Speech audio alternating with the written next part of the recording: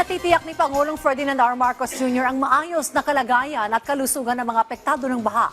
Iginit rin ng Pangulo na handa ang lahat ng ahensya ng gobyerno sa mga darating pang mga bagyo. May report si Gav Villegas.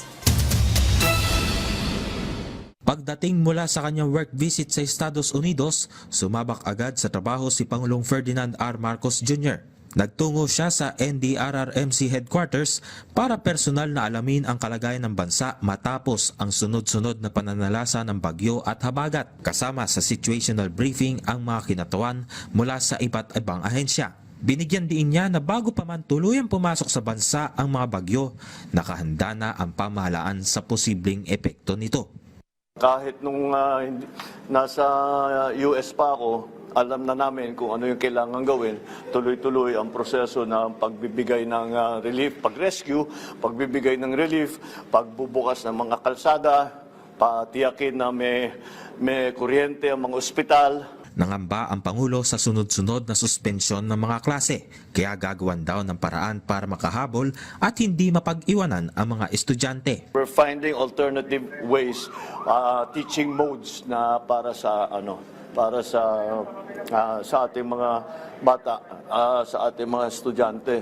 Siniguro rin ng pamahalaan ang pagtugon sa kalusugan ng evacuees para hindi magkahawaan sa evacuation centers. We are making sure that every evacuation center has it has a medical team composed of national government doctors and nurses and also local government nurses and doctors.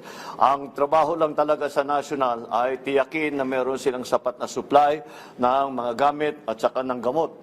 And that's what we are doing now. Pinaalala ng Pangulo na umpisa pa lang ang pagpasok ng 3 bagyo.